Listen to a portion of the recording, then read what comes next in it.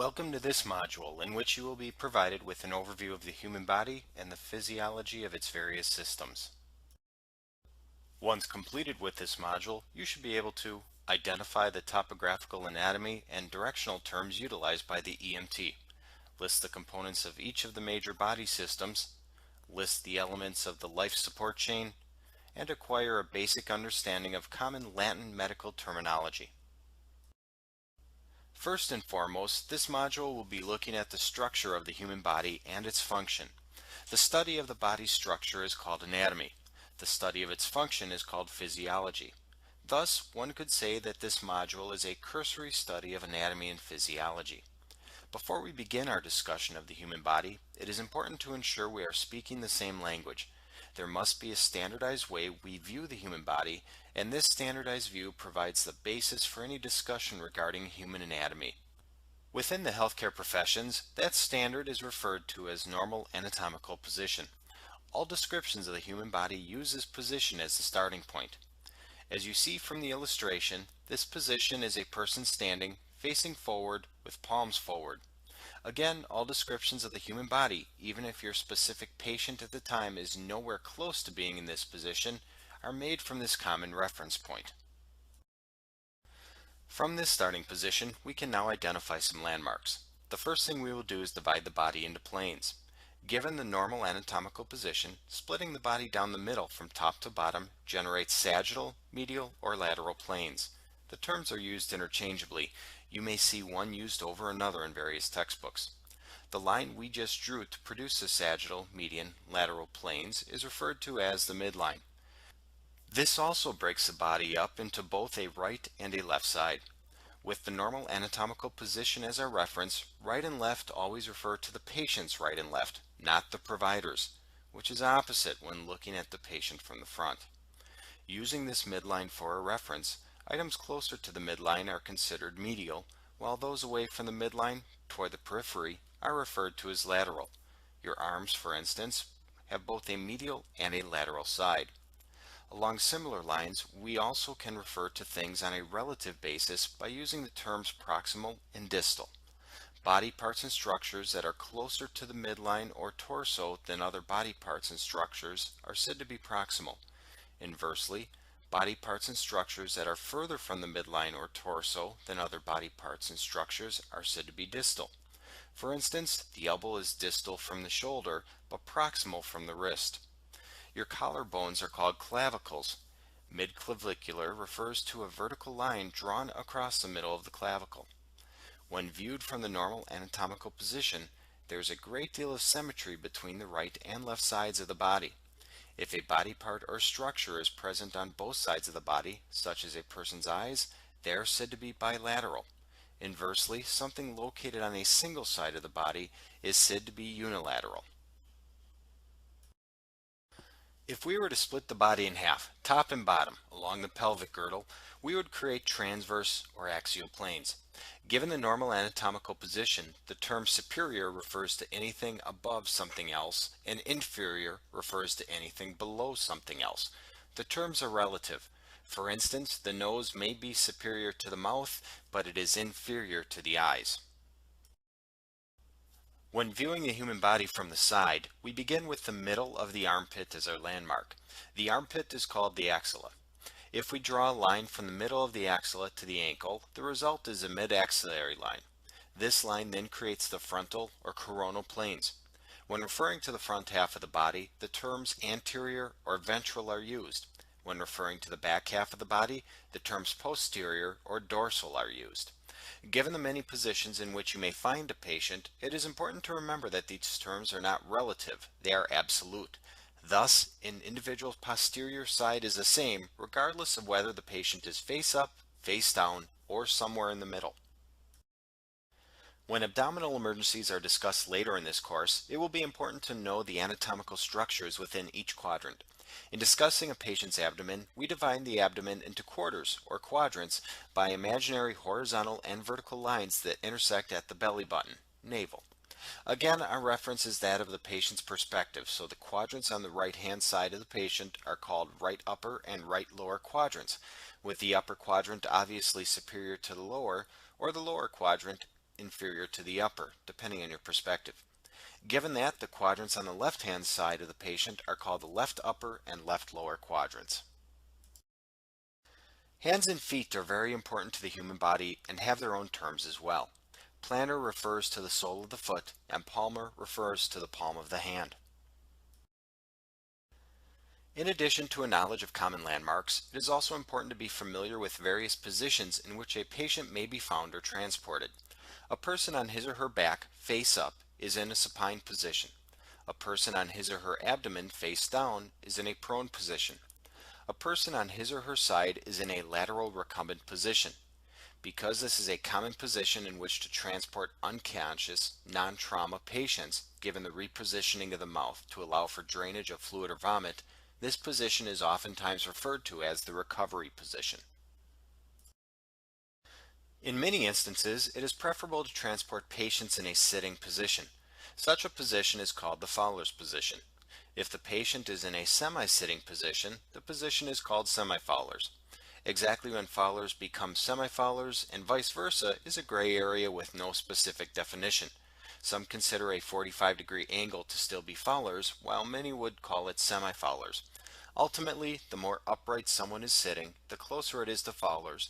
The more someone is reclining, the closer it is to semi-Fowler's. There is also a position called the Trendelenburg position, in which the patient's feet are elevated above his or her head. First aid teaches that a person in shock should have his or her feet elevated so gravity can assist in keeping blood up in the head and torso. As a result, this position is also referred to as the shock position. With our introduction to anatomical landmarks and positional terms completed, we can now begin focusing on the different systems within the body. We will begin by first discussing the 6 major body systems: skeletal, muscular, respiratory, circulatory, nervous, and integumentary. We will then continue by discussing the remaining systems: digestive, endocrine, renal, and reproductive. The first body system we will be discussing is the skeletal system. The skeletal system is comprised of bones, 206 in all for an adult. Joints are formed where bones meet, and will be discussed in greater detail later in this course. The skeletal system provides infrastructure for the human body. Think of the skeletal system as the framing for a building. Without the 2x4s underneath, drywall and paint are useless. Without our bones, there would be no structure for our other systems and tissues. Our bones also provide critical protection for many of our organs, such as the heart, lungs, kidneys, spleen, etc. Our joints make it possible for us to move in conjunction with the muscular system, and the bones themselves create blood cells in the bone marrow and store minerals. Working our way from the top to the bottom, we first encounter the skull. The skull is the bony structure of the head. Its main purpose is to enclose and protect the brain. On the anterior side is the face. There are several bones that make up the face. The function of the face is obvious. The eyes are protected by the facial bones, as are the superior portions of our respiratory and digestive systems, which we will discuss later. Beneath the head is our spinal or vertebral column. Our spine consists of 33 separate vertebrae, all designed to keep us upright, provide for motion, and protect our central nervous system and spinal cord. The spine is divided into 5 parts. The first is the cervical spine, consisting of 7 vertebrae. This is the portion of the spine laymen would describe as the neck. Proceeding inferior are the 12 vertebrae of the thoracic spine. These vertebrae form the upper back and also are connected to the posterior rib cage. Inferior to the thoracic spine are the 5 vertebrae of the lumbar spine, which form the small of the back.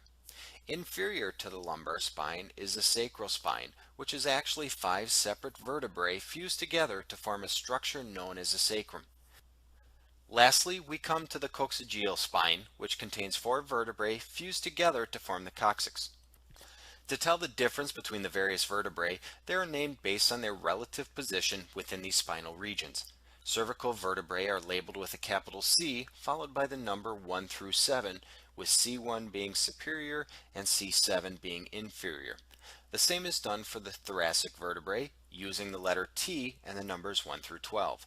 The lumbar vertebrae use an L and the numbers 1 through 5, and the sacral vertebrae use an S and the numbers 1 through 5 as well. The spine is so very important to the health of the body given its protection of our spinal cord. Significant injuries to the spine can result in chronic pain, paralysis, or even death. As a result, spinal precautions for trauma patients will be covered in tremendous depth later within this course. Anterior to the vertebral column, inferior to the skull and face, sits the thorax. In lay terms, the thorax is a person's chest. The ribs and other bones of the thorax serve primarily to protect our vital organs and major blood vessels. In conjunction with the diaphragm and intercostal muscles, the thorax also produces both negative and positive thoracic pressure that results in ventilation, breathing. Inferior to the thorax sits the pelvis. The pelvis consists of three separate bones that are fused together, and it serves as the foundation, the basement floor if you will, for the organs located above it, such as the intestines, bladder, and female reproductive organs. It also provides varying levels of protection for those organs as well. Continuing down, we encounter the lower extremities, otherwise known as the legs and feet. The large bone connected to the pelvis is the femur. Inferior to the femur are the tibia and fibula, which form the lower leg. To differentiate the two bones, the tibia is commonly called the shin bone. The patella is the bone that covers the knee joint between the femur and the tibia. On the bottom of the lower extremities are the tarsals, metatarsals, calcaneus, and phalanges of the ankle, heel, feet, and toes. Lastly, we need to move back up the body to discuss our upper extremities. Connected to the thorax are our shoulders, arms, and hands. The shoulder consists predominantly of the clavicle, or collarbone, the scapula, the flat bone on the posterior side, and the proximal humerus. The upper arm is therefore called the humerus. Distal is the elbow joint that joins the humerus with the distal arm bones, the radius and ulna. The radius is a lateral bone of the forearm. It is always aligned with the thumb. Distal from the radius and ulna are the carpals, metacarpals, and phalanges of the wrist, hands, and fingers. Remember that bones are rigid and do not bend. So that we can move, our skeletal system also contains joints where these rigid bones meet. Some joints work like hinges, such as the knee and elbow. The joints between vertebrae allow for rotational movement so we can twist and turn our bodies, in addition to allowing us a certain amount of flexibility to bend over and backward. Ball and socket joints, such as the hip and shoulders, provide for tremendous articulation and range of motion. Ligaments, cartilage, bones, muscles, and tendons all work in concert to provide for movement. Injuries to the skeletal system can have dire consequences given its role in protecting organs, providing structure, and allowing for movement and range of motion. Addressing issues pertinent to the skeletal system is a vital component of practicing emergency medicine. Integral to the skeletal system is the muscular system. The two are so intertwined that some refer to both systems as a single musculoskeletal system. For our purposes as emergency medicine providers, however, we will consider the two as separate systems. The muscles in our body perform some very important functions. First and foremost, the muscles provide for movement. This movement is not just that associated with gross and fine motor functions such as standing, sitting, walking, and manipulating objects in our environment, but the muscles are also responsible for the movement of blood within our body and air in and out of our lungs. Our muscles give our bodies their shape. They provide additional protection for our vital organs and vessels, and because muscles consume a lot of calories, they also generate our body heat. It is important to recognize that not all muscle is created equal. There are actually three different types of muscle cells within the human body: skeletal, smooth, and cardiac. Skeletal muscle cells are also called voluntary muscles, as these are the muscles that we control through conscious thought. These are the muscles responsible for gross movement and fine motor functions. By their very name, skeletal muscles are those we commonly think of when discussing the muscular system. They exist attached to our bones, to our skeletal system, the shape and outlines of which are commonly visible under the body's skin. By contracting and relaxing in concert with each other, these muscles help us stand, walk, write, grab, push, pull, etc. Smooth muscle cells are responsible for movement that is not a result of conscious thought. Such movement includes that of the gastrointestinal system, respiratory system, cardiac system, with the exception of the heart, and renal system. These muscles respond directly to impulses from the brain without any intent or conscious thought on the part of the individual. As a result, these cells are also called involuntary muscle cells because they cannot be voluntarily controlled by the person. We do not have to think about digesting food or breathing. No conscious thought is given to constricting or relaxing blood vessels to regulate blood pressure. Given their function, smooth muscles are obviously vital to the proper functioning of the human body. The last type of muscle cells to be discussed are actually a type or subset of involuntary cells. The heart is a muscular organ built from cardiac muscle cells. These cells are very specialized and do a lot of work. Imagine doing 60 to 100 or more push-ups per minute from before we are born until the day we die. Seems unfathomable. That is exactly what the cardiac muscle in the heart does. The heart beats by contracting and relaxing its cardiac muscle cells once a second or more for decades. These cells are also very unique in that the heart has the ability to generate and conduct electrical impulses on its own. This property is called automaticity.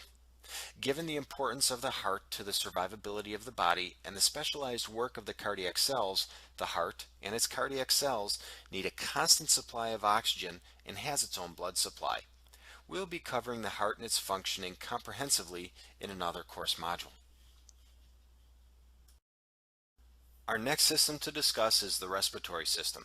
Before we delve into the function of the respiratory system, we'll first identify the structures of the respiratory system, beginning with the upper airway, continuing with the lower airway, and concluding with the other structures that support ventilation.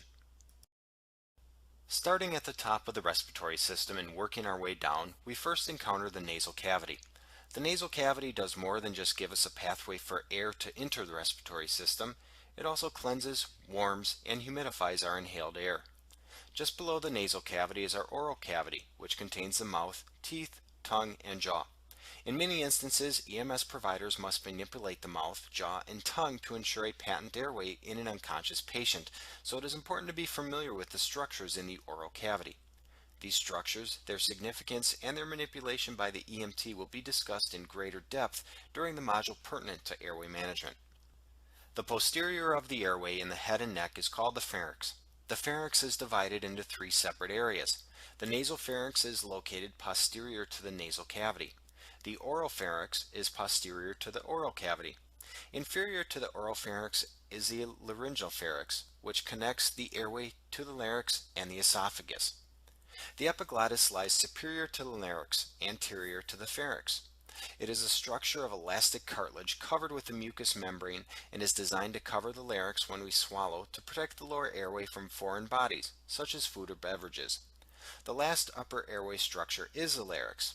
Commonly referred to as the voice box, the larynx contains the vocal cords and serves as the connecting structure between the pharynx and the trachea. Inferior to the larynx lies the lower airway and its structures. The first structure is the trachea, which is essentially the tube through which air passes from the upper airway down into the bronchi, where the air is then diverted to both the left and right lungs. The bronchi continue to branch off while diminishing in size to route the air throughout the entire lung. When the bronchi diminish in size to the point where they no longer contain cartilage or glands, they become bronchioles. At the end of the bronchioles are the alveoli. It is in the alveoli, these little sacs, that gas exchange actually occurs between the air and our bloodstream.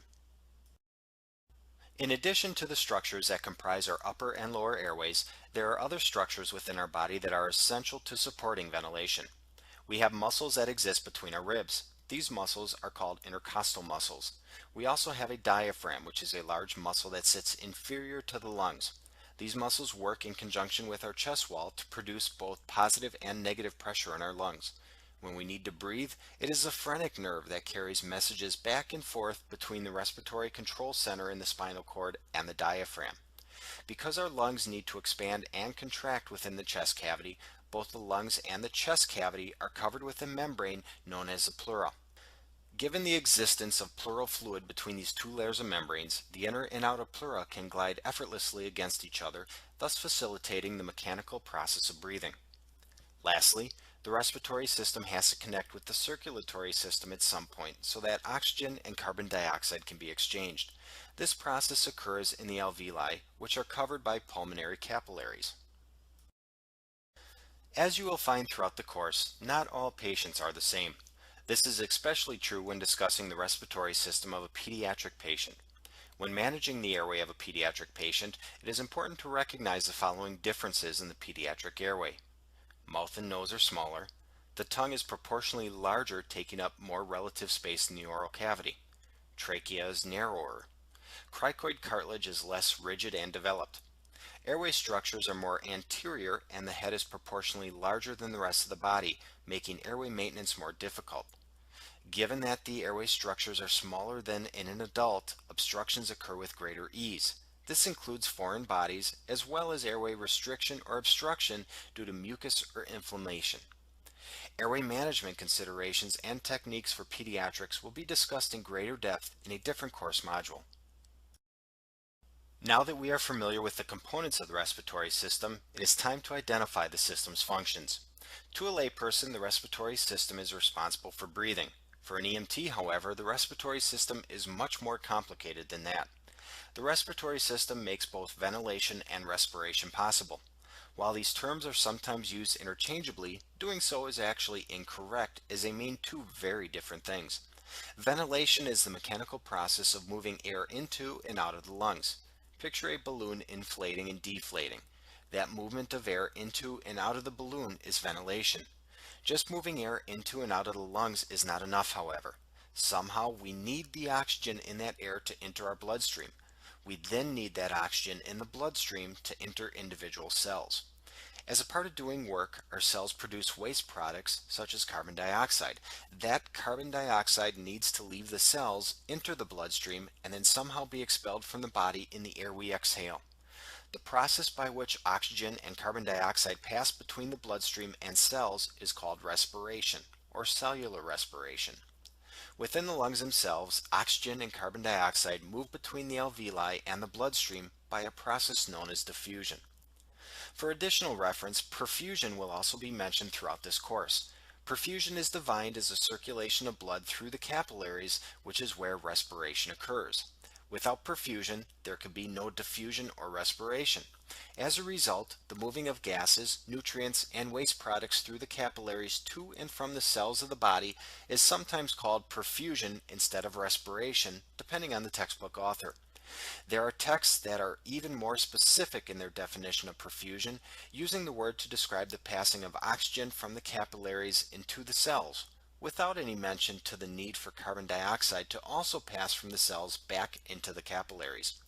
When discussing shock later in this course, the ability of the body to deliver oxygen to its cells is referred to as perfusion, or the ability to perfuse. The difference between ventilation and respiration is important to understand, as a patient may be ventilating adequately, but due to some ailment is unable to respirate or perfuse. Inversely, compression-only CPR works because of respiration, not ventilation. Moving air in and out of the lungs is not as important as circulating the oxygen already existing within the body so that the process of cellular respiration can occur. Obviously, without some ventilation, some fresh oxygen in the lungs, respiration will eventually cease even if adequate compressions are being performed, as there is no oxygen left in the blood to supply the cells. As a result, maintaining an adequate airway and ventilating a patient is an important part of performing CPR. Hopefully this example illustrates the difference between ventilation and respiration. Another function of the respiratory system deals with something called the acid-base balance within our bodies. Our cells are constantly producing hydrogen ions, which become acids within the body. Too much or too little acid within the body is a bad thing. So the body regulates its acid-base balance through several mechanisms, one of which is through the respiratory system. Carbon dioxide is a byproduct of cellular metabolism, and we expel carbon dioxide from our body by exhaling. Carbon dioxide is also acidic. As a result, an increase in respiratory rate results in more carbon dioxide being expelled, making the body more alkaline. A decrease in respiratory rate, on the other hand, retains carbon dioxide, making the body more acidic. This process works in conjunction with something called the buffer or bicarbonate buffer system and the kidneys to regulate our body's acid-base balance, and is yet another important function of the respiratory system. While all of our body systems are important, the circulatory system, or cardiovascular system as it is also called, receives significant focus within EMS. Many of the interventions you will learn within this course pertain directly to the circulatory system. Whether the EMT is performing CPR, controlling bleeding, or administering medications for chest pain, the circulatory system is a crucial body system that cannot be overlooked. As with the respiratory system, we will begin our discussion of the circulatory system by identifying the structures within the system. We will examine our blood and its components, and we will conclude with information pertaining to the functions of the circulatory system. The best place to start when examining the circulatory system is the heart. When discussing the anatomy of the heart, we begin by dividing the heart into a right and left side. Because the heart sits at a slight angle within the body, the line we drew is not completely vertical. Each side of the heart has two chambers. The superior chamber on each side is called the atrium. We differentiate between the two by the side on which each respective atrium sits. Thus, we have a right atrium as well as a left atrium. The inferior chambers of the heart are the ventricles. As before, we differentiate between the two by referring to the right and left sides, resulting in a right ventricle and a left ventricle. These chambers within the heart are separated by a series of valves that prevent blood from flowing backward. The tricuspid valve lies between the right atrium and the right ventricle. The pulmonary valve is between the right ventricle and the pulmonary artery, which we will identify in just a bit. On the left side of the heart, the left atrium and left ventricle are separated by the mitral valve. The aortic valve then lies between the left ventricle and the aorta, which we will be identifying soon as well. Essentially, deoxygenated blood enters the heart from the rest of the body through the right atrium. From the right atrium, the blood moves into the right ventricle, where it is pumped out through the pulmonary arteries to the lungs. Oxygenated blood returns from the lungs through the pulmonary veins into the left atrium.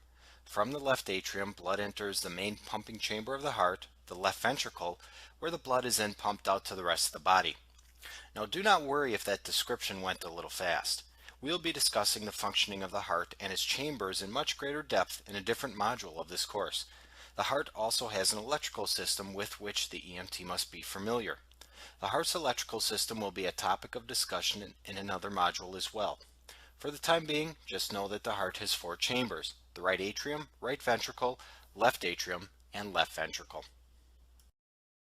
When we discussed muscles before, it was said that the heart is such an important muscle that it has its own blood supply. While the heart itself is filled with blood, the blood within the heart does not supply the muscle of the heart with oxygen. Rather, the heart receives its supply of oxygen through the coronary arteries. The red arteries on this computer model are the coronary arteries. These arteries branch off from the aorta to provide the heart with fresh, oxygenated blood. They're labeled right and left based upon the side of the heart to which they supply blood. When someone has a heart attack, it is commonly due to a blockage in the coronary artery, which reduces or stops the flow of blood and, as a result, oxygen distal to the blockage. By definition, arteries are the vessels that take blood away from the heart. There are two main arteries that leave the heart. The first is the pulmonary artery, which takes oxygen-depleted blood from the right ventricle to the lungs. Because blood returns to the heart from the body through the right atrium into the right ventricle and then through the pulmonary artery before going to the lungs to exchange carbon dioxide for oxygen, the pulmonary artery is the only artery in the body that carries oxygen-depleted blood.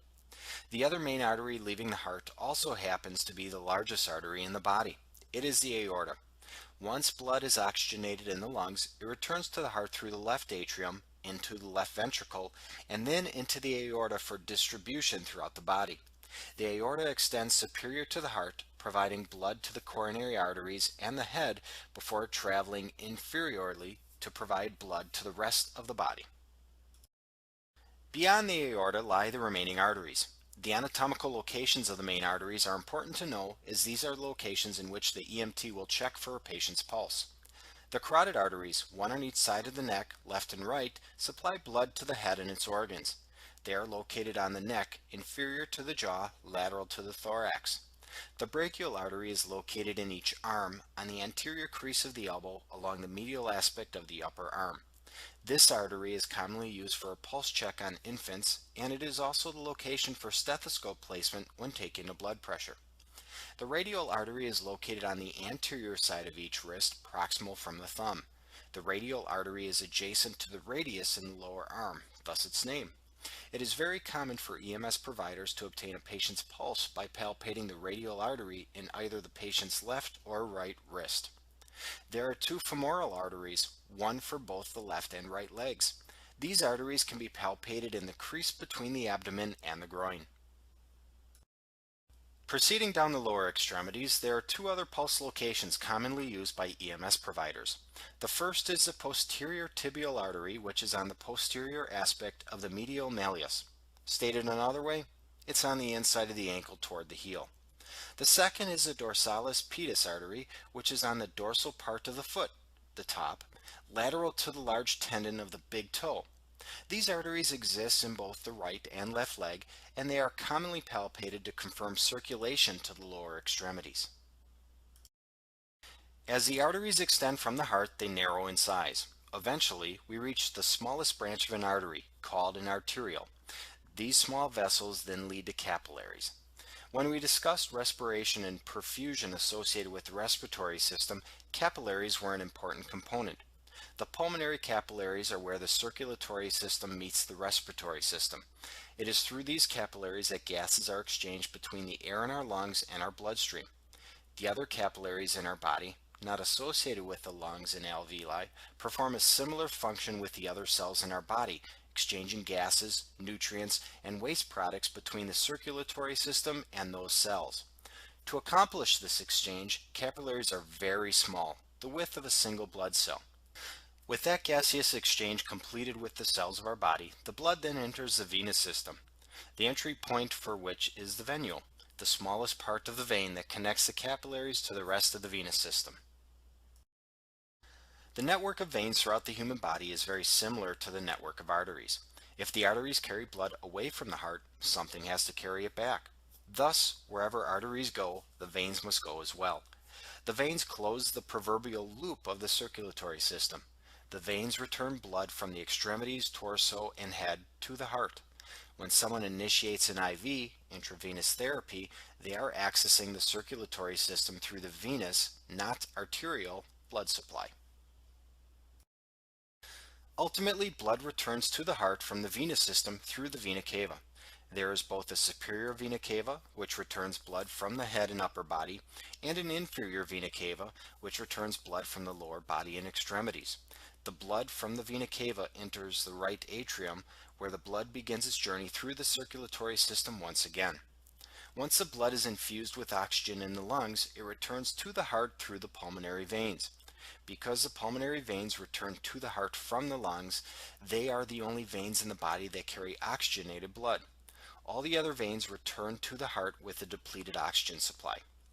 When looking at illustrations of the circulatory system, arteries are typically drawn as red because the blood they carry are oxygen rich, thus making that blood a bright shade of red. Veins, on the other hand, carry blood saturated with carbon dioxide instead of oxygen, resulting in a much darker red color. Veins look blue under our skin, so veins are typically illustrated as being blue in color.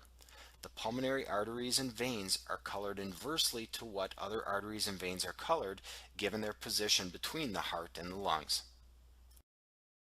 The last vital component of the circulatory system is one with which everyone is familiar, our blood. Blood is responsible for moving gases, nutrients, and waste products throughout the body. If the circulatory system is the body's plumbing system, the blood is a fluid that fills it. Our blood is composed of several different types of cells, all of which have a specific function. Red blood cells, or erythrocytes, carry oxygen and carbon dioxide. The shape of the cells is vital in carrying these gases. Sickle cell disease, for instance, is a disease where the red blood cells are deformed, thus reducing the ability to carry oxygen and carbon dioxide. Red blood cells are also responsible for giving blood its red color. Also known as leukocytes, our white blood cells are essential in keeping us healthy. These specialized cells produce antibodies that help us resist infection. White blood cells also destroy invading microorganisms, germs, as well. There are 5 primary types of white blood cells. At this point in the course, however, it is not necessary to know the names and functions of each. Platelets are very important in that they have the ability to release a chemical known as a clotting factor. As the name implies, these clotting factors are responsible for producing blood clots. Clotting is important in stopping bleeding from cuts, scrapes, and other trauma. Without platelets and clotting factors, even a small laceration could prove problematic as there would be no way to stop the bleeding. These clots produce scabs, under which the body grows new skin. In some instances, these clotting factors can be a major problem if they accumulate in areas within the blood supply. We will discuss many of these conditions later in the course. Approximately 45% of our blood is comprised of these three cells. About 44% is red blood cells, and 1% or less are white blood cells and platelets. The remaining portion of our blood is called plasma. Plasma is the watery, salty, yellowish, somewhat translucent fluid that carries the red blood cells, white blood cells, and platelets throughout the body. Located in the upper left quadrant of the abdomen, toward the lateral aspect of the body, is the spleen. The spleen is a part of the lymphatic system, which is commonly considered to be part of the circulatory system. While we will not be discussing the lymphatic system as it plays little role in the practice of emergency medicine, the spleen is a special organ with which the EMT must be familiar. The spleen supports the body's immune system and also serves as a reservoir for blood. It is a very vascular organ about the size of your palm. While very well protected within the rib cage by bones, the spine, and muscles, it is also considered to be the body's most fragile abdominal organ. Injuries to the spleen are typically a result of blunt or penetrating trauma. Such injuries can result in tremendous internal bleeding from the spleen, posing a true emergency for the patient if significant injury was sustained. Now that we are familiar with the structures that comprise our circulatory system, some of the functions performed by the circulatory system should not be a surprise. The circulatory system is responsible for the movement of nutrients, gases, and waste products throughout our bodies. Through the process of cellular respiration, we are able to exchange gases between the cells in our bodies and the red blood cells within the circulatory system. Where the circulatory system meets the respiratory system, diffusion allows us to exchange those gases with the air in our lungs. The circulatory system also provides a reservoir for blood. An adult carries approximately 5 liters of blood within his or her circulatory system, which can accommodate instances in which some blood is lost, typically due to trauma or some type of internal hemorrhage. That additional blood, that reservoir, allows our bodies to compensate when blood volume is lost. As more blood is lost, however, our bodies lose the ability to adequately perfuse to the periphery and, eventually, vital organs. This type of emergency will be discussed later in the course.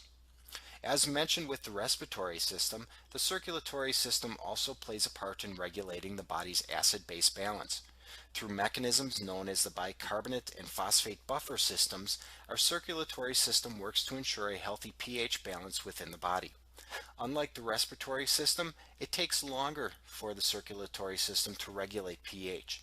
On the other hand, the effects of the blood buffer system on pH within the body are much more persistent. It lasts longer.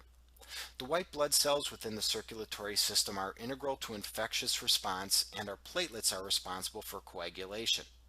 Together, the blood and the organs of the circulatory system ensure the health of the body's cells through these various and important functions.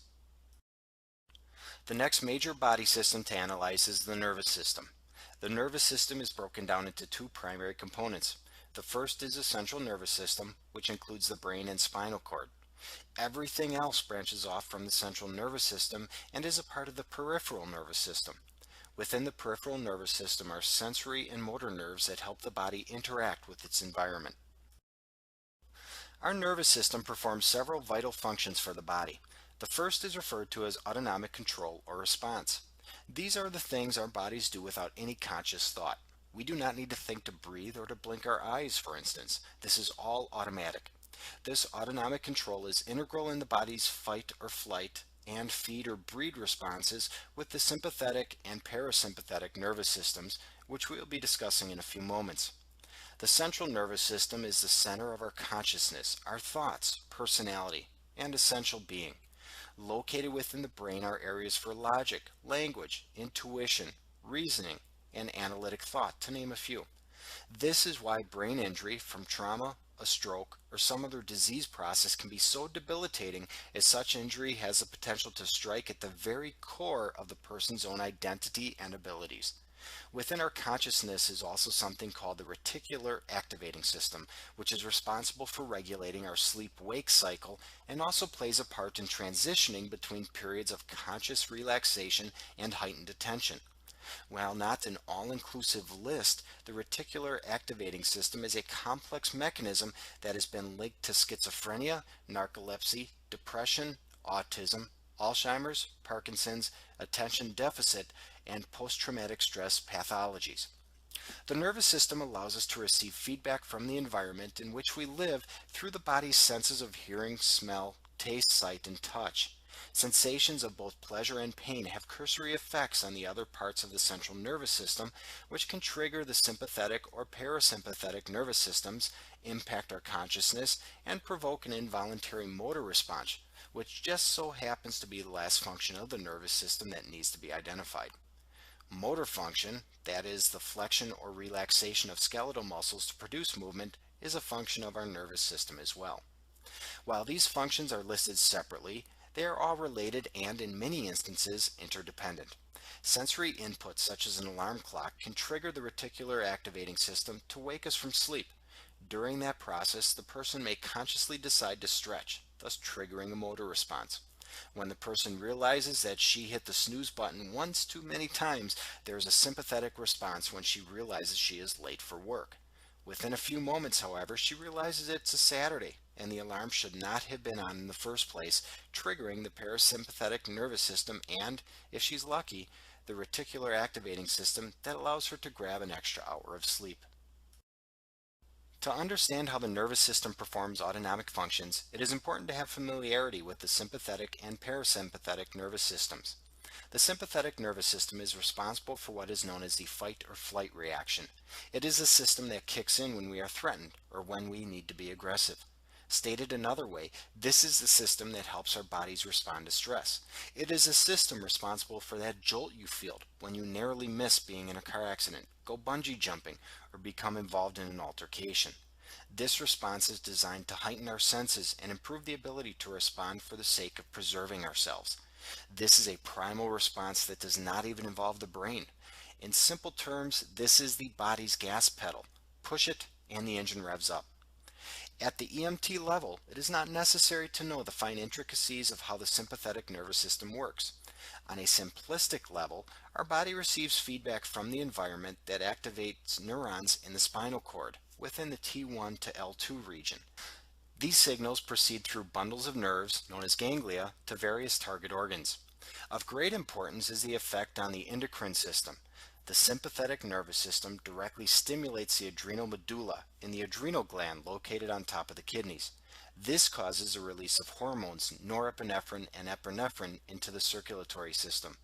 Where the nerves of the sympathetic nervous system do not reach, the hormones do, and these hormones have a direct impact on our circulatory and respiratory systems.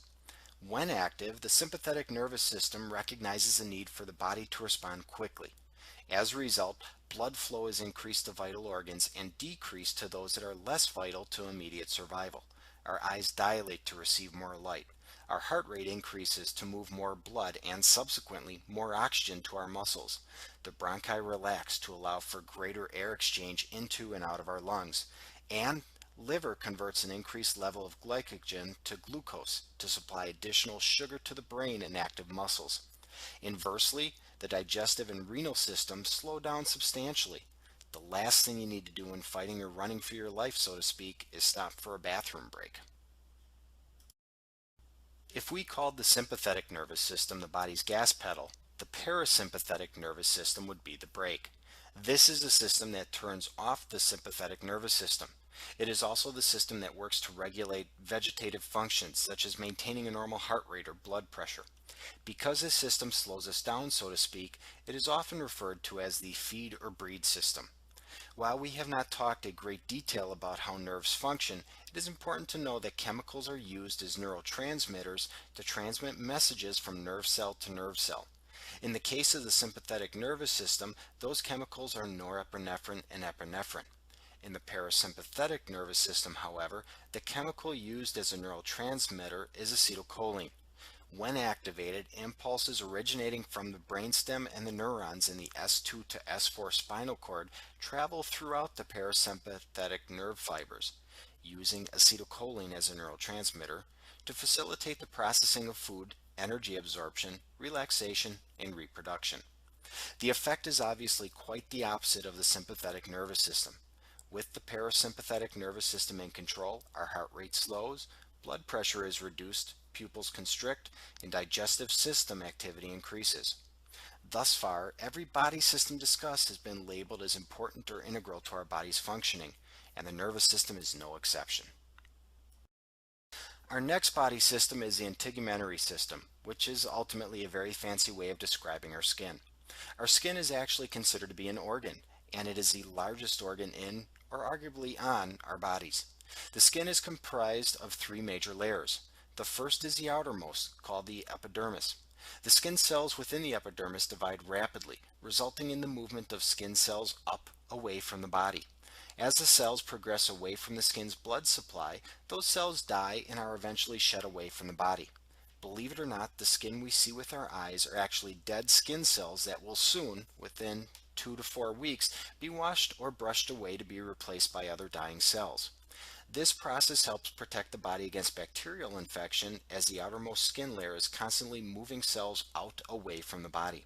Note that there are no nerves or vasculature within the epidermis. The prefix epi is derived from a Greek preposition meaning on, above, or over. Thus it makes sense that the epidermis sits above the dermis, the skin's second major layer. The dermis is far more busy, if you will, than the epidermis. Within the dermis are blood vessels, nerve endings, glands, and other structures. Given the existence of these structures, injuries exposing the dermis can lead to significant bleeding, intense pain, and infection. It is within the dermis that our bodies will begin an assault on foreign materials, including organisms and damaged cells, with the white blood cells within our immune system. It is also the area where platelets within the circulatory system will work to repair damage to the skin, such as cuts and abrasions.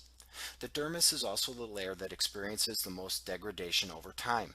As we age, our glands produce less sweat and natural oils, thus drying out the skin. Then some of the vasculature within the dermis is lost, and the skin becomes thinner and more prone to injury. The innermost layer of the skin is called the subcutaneous layer. This layer contains fatty, also called adipose, and soft tissue. It too is rich in blood supply, nerves, and other structures just like the dermis. Injuries that extend down to the subcutaneous skin layer, or beyond for that matter, are prone to infection, are associated with significant pain, and can generate a great deal of bleeding. If not evident thus far, one of the primary purposes of the skin is to protect the body from infection. The skin is a protective envelope for our bodies. It is our first line of defense against bacteria, viruses, foreign bodies, and other microorganisms that would harm us. Additionally, the skin serves a significant role in regulating the body's temperature. The subcutaneous layer provides a great deal of insulation. Heat passes through this layer of the skin 3 times slower than it does through muscle or the other layers of the skin, which helps conserve body heat. The sweat glands within the skin also help cool the body through the evaporative process. The evaporation of sweat on the skin helps cool the body.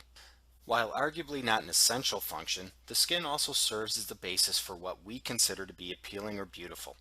Unfortunately for some, the skin can also be the basis for bias and prejudice given ethnic variations in skin pigmentation and other features.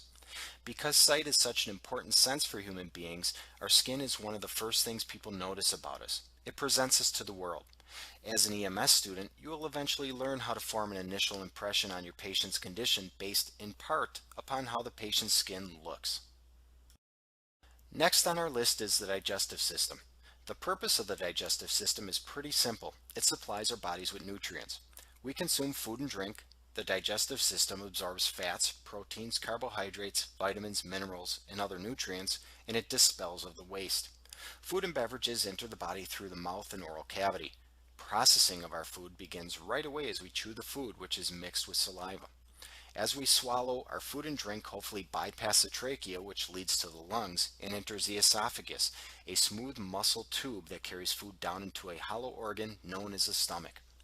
The environment within the stomach is not a pleasant one. Protected by a layer of mucus, the stomach mixes our food with hydrochloric acid and enzymes to produce a thick fluid called chyme. While we are discussing the stomach, please take note of its location within the body. The stomach lies in the upper left abdominal quadrant. This is important because patients will often complain of stomach pain when the pain is located somewhere else in their abdomen, nowhere near the stomach. From the stomach, the chyme is passed through a tube called the duodenum before it finds its way into the bowels. While in the duodenum, chyme is mixed with bile, which is produced by the liver and stored in the gallbladder, and pancreatic digestive juices. These substances help the body break down the food even further, while also increasing the pH of the chyme so that it is less acidic. Once in the small intestines, the nutrients contained within the food are absorbed through the intestinal wall into the bloodstream, where a pass is made through the liver to detoxify the blood before distribution through the remainder of the circulatory system. Thus, the liver not only produces bile to assist in digestion, but it also serves as a filter for the blood, removing toxins, such as alcohol, that enter through the digestive process. The liver also removes damaged red blood cells from our systems, which are then used to make bile. After the small intestines are the large intestines. During this part of the journey, bacterial, intestinal flora as they are sometimes called, assist in releasing vitamins and fluid while the bowel absorbs that fluid back into the bloodstream. Anything left over becomes waste product, stool or feces, that is passed outside the body through the rectum and anus during excretion, defecation. One additional structure in the digestive system with which an EMT must be familiar is the appendix, or variform appendix if you want to be proper. Located in the lower right quadrant, the appendix is believed to have served an evolutionary purpose that no longer exists by housing bacteria that broke down cellulose molecules found in plants. Whether or not that is the actual case is irrelevant when a patient is complaining of abdominal pain in that area, as appendicitis can prove to be a significant medical emergency. That will be discussed more in a later module, though. As you may have noticed, some of our organs are considered to be parts of multiple body systems. The lungs are respiratory, but they also have a circulatory component. Our oral cavity is used by both the respiratory and digestive systems. If there is one system in particular that seems to have numerous organs that also serve a role in another system, it would be the endocrine system. The endocrine system is a system that regulates bodily functions through the use of chemicals called hormones. We have many organs, usually called glands, responsible for producing these hormones. The testes and ovaries, collectively referred to as gonads, regulate the male and female reproductive systems respectively. The pancreas regulates our blood sugar and will be discussed in greater depth in just a bit. We have some familiarity with the adrenal glands as they work with the sympathetic nervous system. They also serve a role in regulating water and electrolyte levels within the body. The thymus gland is integral in the development of our immune system. The thyroid, medial, and parathyroid lateral glands regulate metabolic rate and blood calcium levels. The pineal gland regulates our body's internal clock, known as our circadian clock or circadian rhythm. The pituitary gland, though small, about the size of a pea, is powerful in that it governs some of the functions of many other glands. It also regulates or impacts our growth, metabolism, blood pressure, reproductive organs, water balance, and thyroid gland function, to name a few. As EMS providers, there are a few organs in the endocrine system that are of particular importance. The first such organ is the pancreas. Located posterior to the stomach, resting superior to the bowels, the pancreas is important because it plays a very important role in the regulation of blood sugar. As we will discuss in a few slides, sugar is vital to the proper functioning of our cells and, thus, our bodies. The pancreas works in regulating our blood sugar by producing two critical hormones, glucagon and insulin. Glucagon is a hormone responsible for breaking down glycogen, a complex carbohydrate, into a simpler form of sugar or glucose. By breaking glycogen down into individual glucose molecules, glucagon increases the blood sugar concentration within the bloodstream. Because the liver is the largest and heaviest organ in the body, and an average liver can store 5 to 8% of its weight as glycogen, a lot of the work being done by glucagon is in the liver. In addition to breaking down glycogen into glucose, glucagon also stimulates the liver into breaking down proteins and fats into glucose as well. One of the skills you will be learning as an EMT is how to administer glucagon to a person suffering from hypoglycemia, low blood sugar. In administering this medication, the EMT is hoping to raise the patient's blood sugar by converting stored glycogen in the liver into glucose. In addition to increasing blood sugar concentration through the release of glucagon, the pancreas also produces a hormone called insulin that is responsible for lowering a person's blood sugar. Imagine for a minute that your cells have little doorways in their membrane walls that allow sugar to pass into the cell. Insulin is essentially the key for those doors. When introduced into the bloodstream, insulin increases the uptake of glucose into our cells, thus resulting in a decrease of the concentration of glucose within the bloodstream. Insulin also promotes the creation of glycogen, protein, and fat to store energy within the body. You will delve into greater detail regarding diabetic emergencies and complications later within this course. While already discussed as part of the sympathetic nervous system, the adrenal glands deserve special recognition within this endocrine system discussion, given their importance in the functioning of the sympathetic nervous system by the production of the hormones norepinephrine and epinephrine. As a quick refresher, norepinephrine and epinephrine are neurotransmitters that engage the sympathetic nervous system. These hormones are released from presynaptic cells for activation of receptors in postsynaptic cells. Within the lungs, norepinephrine and epinephrine activate what are known as beta 2 receptors in the lungs that stimulate the bronchioles to dilate, thus allowing more air into the lungs themselves. The receptor sites in the heart are called alpha 1 receptors. When activated by norepinephrine and epinephrine, the alpha 1 receptors in the heart increase the heart rate and the force of contraction, which results in more blood and, by extension, more oxygen being moved around the body to fuel our organs for that ever so vital fight or flight response. The renal system is also called the urinary system, comprised of four primary structures: the kidneys, ureters, bladder, and urethra. The renal system is designed to primarily regulate fluid and electrolyte levels in the body, filter chemicals from our bloodstream, and also maintain the acid-base balance within the body. An average adult will excrete 1.5 liters of urine per day. If a person is dehydrated, the renal system will compensate by retaining fluid, thus reducing the frequency of urination and quantity of urine expelled. Inversely, what happens when you drink a lot of fluids over a short period of time? The renal system increases urine production, resulting in more frequent urination. The kidneys manage this by regulating the flow of electrolytes such as sodium, salt, bicarbonate, potassium, hydrogen, and chloride. In managing hydrogen in particular, the kidneys help to ensure a proper acid-base balance within the body. For lack of a better term, the kidneys serve as filters for our bloodstream. The kidneys filter all the blood in our circulatory system approximately 60 times a day, which makes them very efficient at removing waste products in the blood. These waste products are commonly a substance called urea, which is a substance responsible for giving urine its yellow color. The kidneys are also responsible for removing other toxins, including drug metabolites, which is why individuals on certain prescription medications must have their kidney function monitored routinely to ensure the kidneys are not being damaged by the medication. The renal system also helps to manage our blood sugar by excreting glucose in our urine if the concentration of glucose in the blood exceeds a certain threshold, and it even plays a part in regulating our blood pressure by controlling the fluid levels within the body and releasing an enzyme called renin that ultimately results in elevating our blood pressure. If it is not already evident, the urethra is shorter in women than in men, given that it must pass through the male penis. As a result, women are much more susceptible to bladder and urinary tract infections than men. The last body system we need to cover is the reproductive system.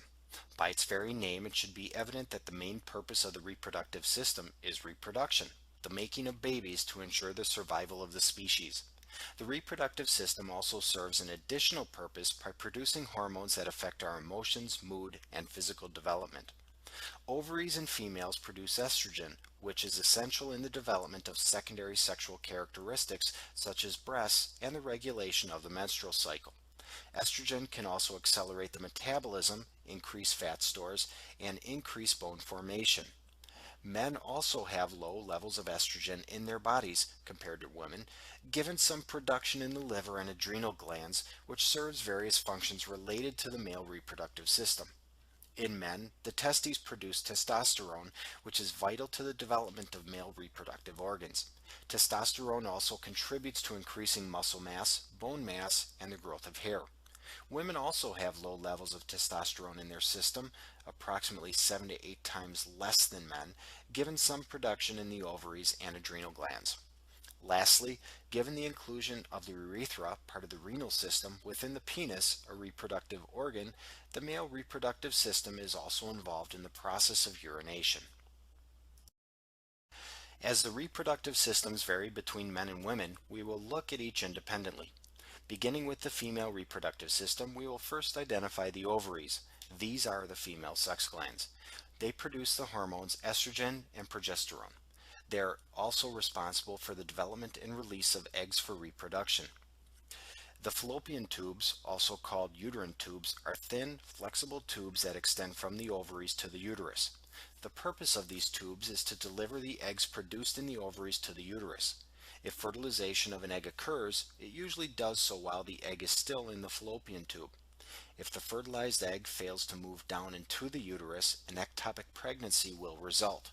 This is a significant medical emergency that will be discussed in greater depth later in this course. The uterus is where fetal development occurs. It is a hollow, thick-walled, muscular organ superior to the vagina. The vagina is located just below the uterus and serves several purposes. It receives a penis during intercourse. It provides a route for the discharge of menstrual blood and tissues, and it is also called the birth canal as it is the final passageway from the uterus to the outside world for a baby during delivery. Lastly are the external genitalia. Structures such as the perineum, mons pubis, labia, and clitoris protect the opening of the vagina and serve a role in sexual functioning. While not absolutely essential in the process of reproduction, female breasts are commonly included within the reproductive system as they do assist in the reproductive process by producing stimulus to both the male and female in varying degrees during the reproductive process.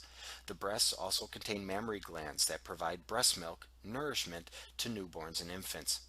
As women age, ovarian function diminishes, menstrual periods cease, external genitalia, the labia and clitoris, become smaller, the vagina narrows and shortens, the lining of the vagina becomes thinner and dry, and the ovaries and uterus decrease in size. By comparison, the male carries his sex glands, his testes, on the outside of his body within a muscular sac known as the scrotum. The testes produce hormones and, most importantly to reproduction, sperm. Sperm produced in the testes is stored in the epididymis until needed. During intercourse, sperm moves from the epididymis through a tube called the vas deferens to an area in the prostate gland where the sperm is combined with seminal fluid to produce semen. The semen is then routed into the urethra located within the penis for ejaculation. The penis itself is a spongy organ that, when engorged with blood, becomes erect. As you may notice from the diagram, the urethra passes from the bladder through the prostate gland before entering the penis. As a result, an enlarged prostate can lead to urinary problems in men, which typically become more common with age. Along those lines, men also experience a reduction in the size of their penis and their testes hang lower in the scrotum as they age. Given that you should now have some understanding of the systems within the body, their structures and functioning, we can now talk about something known as the life support chain. Combined, the circulatory and respiratory systems form the cardiopulmonary system. The proper functioning of this system creates something called the life support chain. So long as all the elements of the chain are in place, the organism should continue living. Remove an element of the chain, however, and death is inevitable. There are three main components within this life support chain: oxygenation, perfusion, and the cellular environment itself. Focusing on oxygenation, our first primary concern is being able to exchange gases in the lungs. This means the body must be able to breathe, to ventilate itself, moving atmospheric air containing 21% oxygen into and out of the lungs. Given the supply of air in the lungs, it is then necessary for gas exchange to occur within the alveoli. Oxygen from the air must diffuse into the alveolar capillaries, and carbon dioxide must diffuse from the alveolar capillaries into the air within the lungs to be exhaled. Even if this process is working within the lungs, we must also recognize the need for cellular respiration throughout the body. Our cells must expel carbon dioxide into the bloodstream so there is room, so to speak, for oxygen to enter. Inherent in this process is also the fact that the circulatory system is working, that the heart is pumping blood throughout the body. Having this gaseous exchange occurs at the cellular level or within the alveoli is no longer beneficial if the blood in those locations does not make the trip throughout the body. The freshly oxygenated blood in the lungs needs to move to the cells to deliver that oxygen, and it needs to return to the lungs to expel the waste carbon dioxide. Within that process, perfusion into the individual cells of the body is important. Within this context, perfusion means the ability to move gases and nutrients between the bloodstream and the cells. We obviously want oxygen to enter the cells and carbon dioxide to leave the cells. We also need glucose, sugar, to enter the cells as well. For that to happen, our body needs insulin to open the proverbial door into the cell for the glucose. Our cells also produce other waste products that must be removed as well, otherwise the cells will die in their own waste. These are all important components of adequate perfusion into the cells. Lastly, we need to look at the cellular environment itself. Up to this point, we have not discussed how the cells within our bodies actually work. The cell is the basic building block within the body. Cells form tissues, which form organs, which form systems that eventually result in the full organism, or in our case, the human body itself. Ultimately, our cells are living things. They need energy to do work, and they need a way to expel the waste products produced by doing that work. Within a healthy environment, our cells have an ample supply of oxygen. When a cell is producing energy with oxygen, it is said to be functioning with aerobic metabolism. In aerobic metabolism, the cell has ample oxygen that allows it to break sugar down into a chemical called adenosine triphosphate, ATP, very efficiently. Given the inclusion of oxygen into the process, the cell can produce a great deal of energy with the rather innocuous byproducts of water and carbon dioxide. When the cells are deprived of oxygen, however, they enter into a state known as anaerobic metabolism. Without oxygen, the cells cannot process glucose very efficiently, resulting in low ATP, low energy production, and the waste product of lactic acid. If a supply of oxygen is not restored to the cell, it will continue to function producing low energy and lactic acid until the pH of the cell becomes too acidic and the cell dies. As more cells suffer the same fate, the tissues and organs in the affected area become compromised, which may very well threaten the health of the organism, the body itself. From our discussion thus far, it may be clear that the functioning of a single body system is rather complex. As soon as it is apparent that multiple systems rely on others, the complexity surrounding the functioning of our bodies reaches an entirely new level. For this reason, the life support chain can be a fragile thing, and a break in one link of the proverbial chain can spell disaster for the entire system. This life support chain relies on the air we breathe, a patent airway, the ability to ventilate, the ability to respirate, the movement of gases throughout our bodies, the amount of blood in our circulatory system, especially when compared to the relative capacity of the circulatory system itself, the health of the heart, and the maintenance of the body's acid-base balance. Our life support chain begins outside the body with the air we breathe. Common ambient air contains 21% oxygen, 78% nitrogen, and 1% other gases. This 21% oxygen is of critical importance. A lack of oxygen in the air we breathe can have a profound impact on the body. The brain itself uses approximately 20% of the oxygen within the body and does not respond well to a reduction in available oxygen. If we see a reduction of just 1.5% to 19.5% oxygen in the air, the ability to work strenuously is impaired. We may see coordination suffer, and people who are unhealthy to begin with, such as those with circulatory or respiratory problems, may begin to experience symptoms associated with their disease. It is important to keep in mind as well that for every 1.5% of oxygen reduced in the air, approximately 7.5% of other stuff takes its place, as the oxygen is not only being displaced but so too is the nitrogen. That which displaces the oxygen may have negative repercussions for the body on its own as well. Thus, an oxygen-deficient atmosphere, such as that which exists in a confined space, typically brings a multitude of hazards. As the oxygen saturation in the air is decreased to 15%, coordination, perception, and judgment is impaired. At 12%, our body can no longer provide enough oxygen to adequately perfuse our extremities, resulting in cyanosis, where the skin turns blue due to the lack of oxygen. The impact is even more pronounced at 10% with nausea, vomiting, mental failure, and unconsciousness. At 8%, half the people in that environment for 8 minutes will be dead. A quarter are dead after only 6 minutes. If the environment has less than 6% oxygen in it, the person is dead within seconds. A patent airway is an established affirmative airway. It is an airway that works, an airway that allows us to move air into and out of our lungs. If the airway is blocked or restricted, it becomes difficult or impossible to exchange the air in our lungs with the ambient air in the atmosphere. A person choking or suffering from asthma would be an example of an airway problem. If we are unable to bring air into the lungs, there is no oxygen available within the lungs to enter our bloodstream. Somewhat related to having a patent airway is the ability to ventilate, the ability to physically move air into and out of the lungs. Having a patent airway does no good if the person is unable to breathe on his or her own. Have you ever fallen on your back and had the wind knocked out of you? That uncomfortable feeling of not being able to take a breath is actually a result of a diaphragm spasm. If the diaphragm is not working, ventilation becomes a significant challenge. There are other things that can cause a ventilation problem as well. A neurological disorder or trauma to the spinal cord may disrupt the impulses that prompt our diaphragm to constrict. A drug overdose, especially of a narcotic substance, may depress the body's central nervous system to the point where it no longer remembers to breathe, resulting in death. A pneumothorax, a collapsed lung, can greatly reduce the ability to move air as well.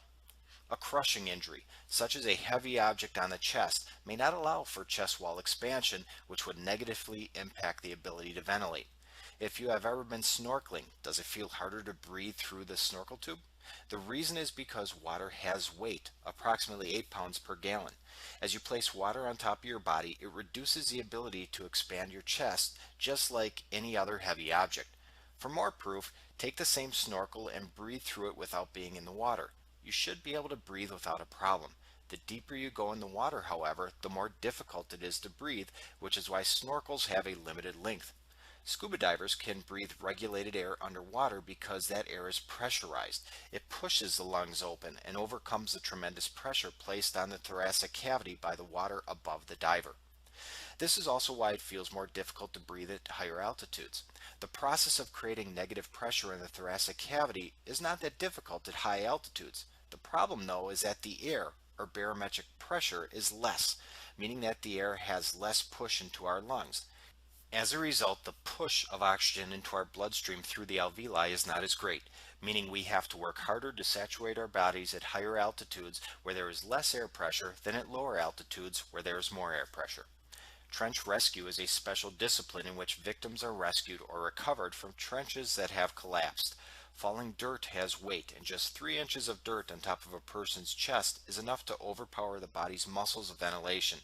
Even with a patent airway and readily accessible ambient air with 21% oxygen, the ability to ventilate, to move that air into and out of the lungs, is absolutely critical.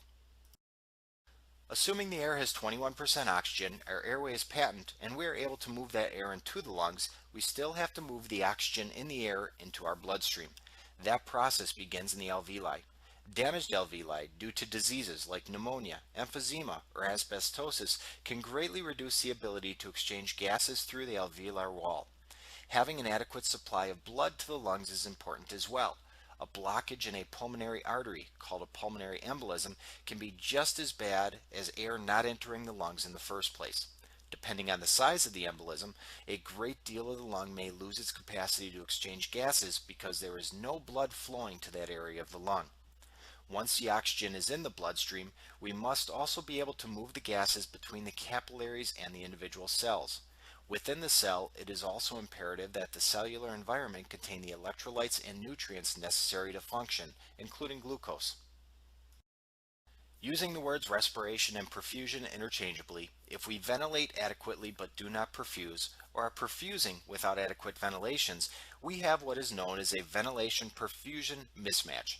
VQ mismatch, where V equals ventilation and Q equals perfusion, is the terminology used to delineate a difference in the amount of oxygen containing air in the lungs and the amount of oxygen within the bloodstream. Air in the lungs does not matter if it cannot enter the bloodstream or the cells. Inversely, being able to perfuse does not matter if our lungs are somehow deprived of oxygen. Just because the oxygen in the lungs is able to enter the bloodstream does not necessarily mean it is being carried where it needs to go. There are diseases, such as sickle cell anemia, that impair the ability of the body's red blood cells to transport oxygen throughout the body. There are also gases, such as carbon monoxide, that can displace oxygen within our bloodstream. Thus, another important link in the life support chain is the ability of the blood to carry oxygen, nutrients, electrolytes, and waste products. Of equal importance to the life support chain is having adequate blood within our circulatory system. An adult human has about 4.5 to 5 liters of blood within his or her circulatory system. There is obviously some variance depending on the size of the person and the textbook being referenced. That same body can typically withstand a 15 to 20% drop in blood volume, approximately 1 liter, before the life support chain is significantly impacted. The body experiences different levels of hypovolemic shock between 15 and 40% blood loss. At or beyond 40% blood loss, death becomes increasingly probable. We will talk about shock later in this course. For the time being, however, know that the body works to protect the organism by sacrificing, if you will, non-vital parts of itself. Given severe shock, the sympathetic nervous system shuts down the blood supply to the extremities, trying to shunt as much blood, and therefore oxygen, as possible to the heart, lungs, and brain. As the volume of circulating blood within a person dwindles, however, the life support chain becomes more difficult to sustain. Now picture for a minute the vessels of the circulatory system and the amount of blood they can contain at any one time. We also have organs such as the liver and spleen that contain reservoirs of blood as well. Combined, that system holds up to 5 liters of blood. What would happen if our circulatory system, our arteries and veins predominantly, suddenly increased in size without increasing the amount of blood to circulate within it? Increase the size of the container without increasing the volume of fluid within it, and there is no longer enough fluid to fill the container. Systemic vascular resistance is a fancy way of saying blood pressure. Ultimately, we have to maintain a healthy blood pressure to maintain perfusion to our cells. Our veins and arteries are lined with muscles that allow them to expand and contract. This is what allows our sympathetic and parasympathetic nervous systems to restrict or reestablish blood flow to a given area. Our bodies function with many of these vessels somewhat constricted. If we happen to lose too much blood or our vessels all dilate at the same time, we can no longer maintain a perfusing blood pressure. There is not enough blood to fill the vessels of our circulatory system. On the previous slide, we discussed how the loss of circulating blood volume negatively impacts the body. If we reduce the circulating blood volume, it is important for the body to be able to constrict blood vessels to conserve blood for critical organs, such as the heart, lungs, and brain. Whether we increase the size of the container or reduce the amount of fluid within the container, the result is the same. Too little blood in the circulatory system is problematic. Just 23 days after conception, our hearts began beating and circulating blood. From that time until right now, your heart has been maintaining a persistent rhythm of muscular contraction and relaxation to move blood around the body. So what happens if the heart begins to fail, as occurs with age or a disease process?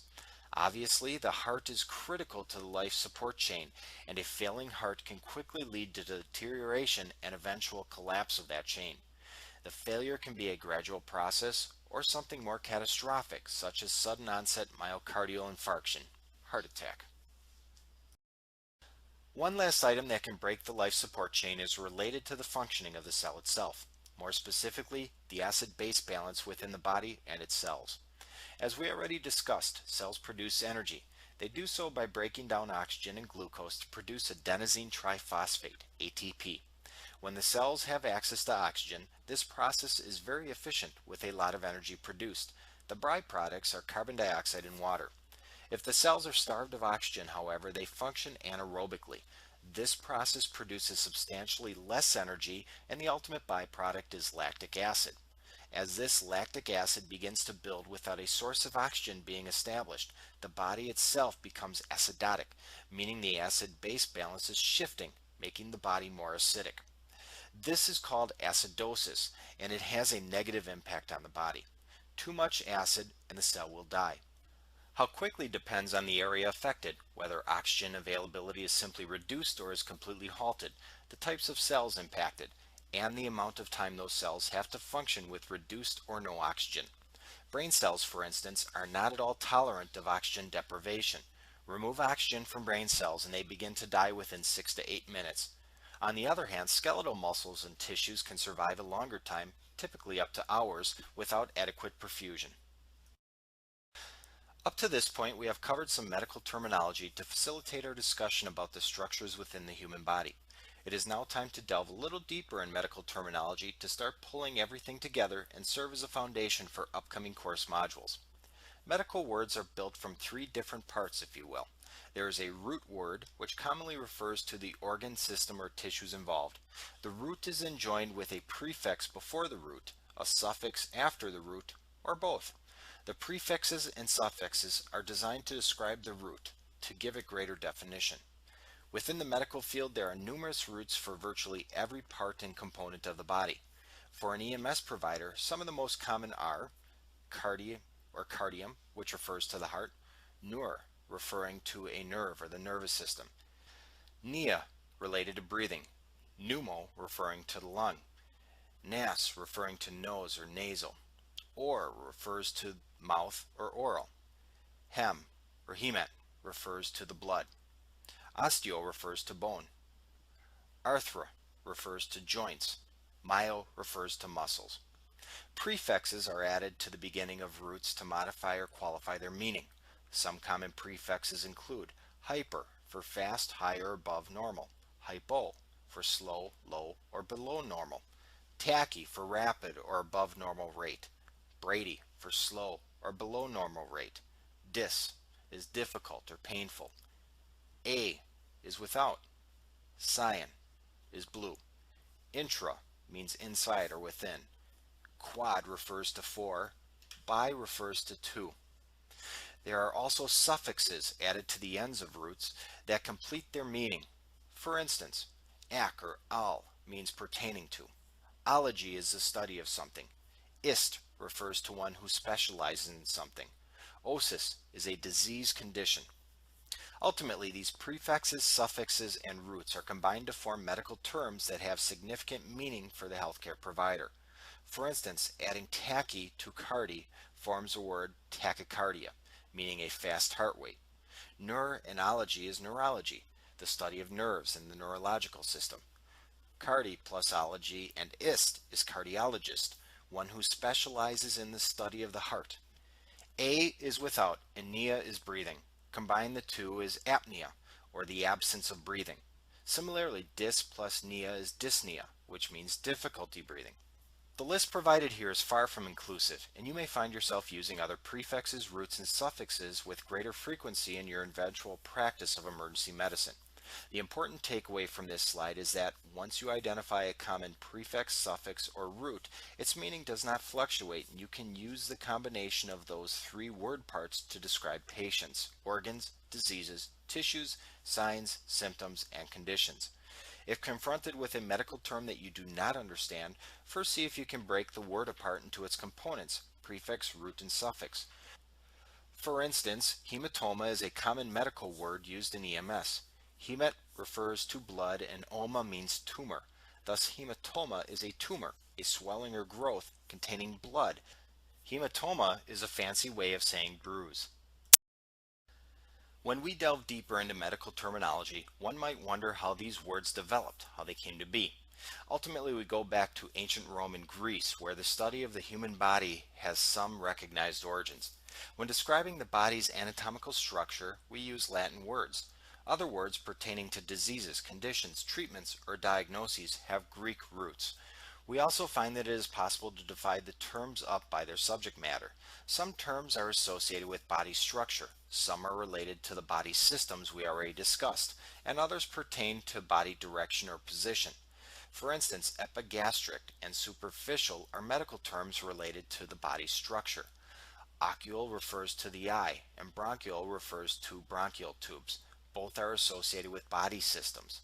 Bilateral and flexion are terms pertaining to the body's direction or position. At this point, including pertinent medical terms and definitions would be counterproductive as there are so many of them. Medical dictionaries are very thick books, and there is not enough time in the day to cover all the medical terms you may encounter through your practice in EMS. With that being the case, it is recognized that much of the medical terminology you will need to know as a newly licensed EMS provider will be included within subsequent modules of this course. Additionally, if confronted with a medical term to which you do not know the definition or meaning, you are encouraged to look it up. EMT textbooks, medical dictionaries, and the internet are all readily available resources for finding the definition of various medical terms. Another factor to consider regarding medical terminology is that you, as an EMT, must remember your audience when using such terms. If you are giving a report to the hospital, they will know what a myocardial infarction is. When speaking with a patient, however, that term may be completely foreign to him or her. Speak in plain, layperson terms when dealing with patients in the public. Using a word like epistaxis may sound impressive, but the average person has no idea that word is medical terminology for a nosebleed. Do not assume the patient knows what you mean when using medical terminology, as communication problems can lead to errors in formulating a field impression and the delivery of proper emergency care to that patient. Additionally, do not go out of your way to use verbose medical terminology when simple words or descriptions will work just fine, even with other healthcare providers. The last thing you want when ensuring continuity of care for your patient is a communication problem because you used a fancy term incorrectly or the person to whom you were speaking did not understand the term and was embarrassed to ask for clarification. Lastly, given the complexity and length of many medical terms, healthcare providers will occasionally use abbreviations and acronyms in both oral communications as well as written documentation. The problem with the use of acronyms and abbreviations, however, is that they are not always standardized or universally recognized between various healthcare providers and systems. True, there are some abbreviations and acronyms that are used by virtually everyone. Some examples include CHF for congestive heart failure, BVM for bag valve mask, MI for myocardial infarction, CMS for circulation, motion, and sensation, IV for intravenous, JVD for jugular vein distension. There are also numerous acronyms and abbreviations that can mean multiple things. For instance, BS can be breath sounds, bowel sounds, or blood sugar. CO routinely means complaining of, but can also be carbon monoxide. Min can refer to minutes as a measure of time or can also mean minimum. HR is heart rate or hour. W/O can be wide open or without. If you are positive that an acronym or abbreviation is universally used and accepted within the healthcare community, then its use in conversation or reports may be acceptable. On the other hand, using acronyms or abbreviations that may not be widely used or that require the receiver of the message to consider the acronym or abbreviation in context to know what you are saying or writing is not a good idea. Additionally, if you make it a habit of using acronyms and abbreviations in your normal communications, you may do so as well when dealing with others outside the healthcare profession, such as patients, their families, or the public at large. If a patient cannot understand you due to the use of acronyms and abbreviations in your speech, that is a problem. Lastly, many systems actually have protocols that define proper acronyms and abbreviations. If you are using an acronym or abbreviation incorrectly, or are using an acronym or abbreviation that is not approved by your local protocols, that is also an area of concern. For these reasons, it is not a bad idea to communicate without using acronyms or abbreviations wherever possible. Ultimately, follow your local protocols and exercise some common sense in your communications with other professionals as well as the lay public. With that, we are completed with this module. You should now be able to identify the topographical, anatomy, and directional terms utilized by the EMT, list the components of each of the major body systems, list the elements of the life support chain, and have acquired a basic understanding of common Latin medical terminology. That concludes this module on the overview of the human body and physiology. If need be, do not hesitate to play this presentation again. Please contact your course instructor with any questions you may have regarding the material in this module. This presentation was created by Waukesha County Technical College with grant funding from the Wisconsin Technical College System.